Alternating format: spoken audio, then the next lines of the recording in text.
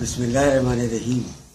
مکہ مکرمہ کی فتح اتنی زبردست اور اتنی عظیم الشان تھی کہ تمام عرب اس پر ششدر رہ گئے تھے، اور ہمسایہ قبائل میں اتنی سکت نہ تھی کہ مسلمانوں کا مقابلہ کر سکیں۔ اس لیے بعض اڑیل طاقتور اور متکبر قبائل کو چھوڑ کر باقی تمام سارے عرب قبیلوں نے سپر ڈال دی تھی۔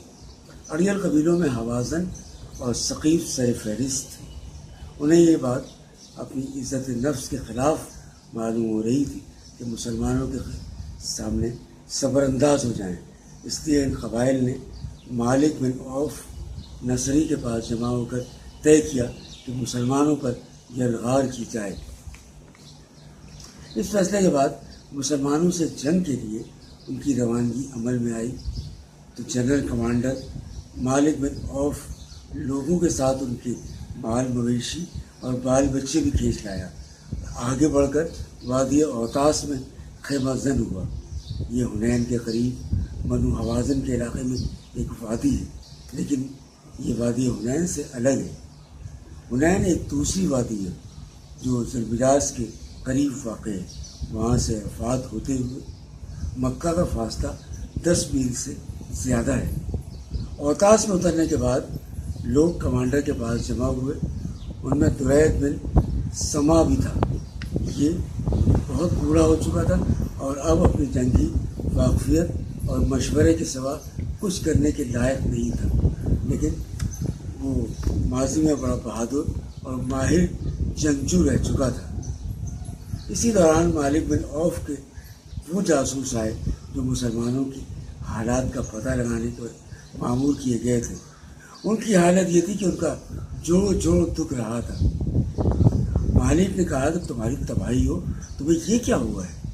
انہوں نے کہا کہ ہم نے کچھ چتکبرے گھوڑوں پر سوار انسان دیکھے اور اتنے میں واللہ ہماری وہ حالت ہو گئی جسے تم دیکھ رہے ہو۔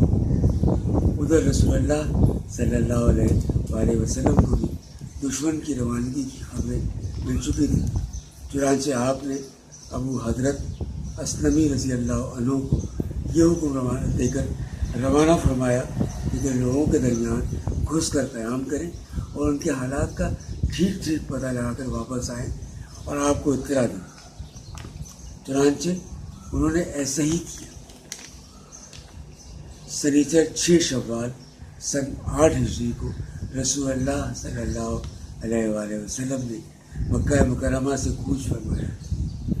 آپ کو مکہ میں آئے ہوئے 19واں دن تھا۔ 12,000 کی فوج آپ کے ہمراہ تھی۔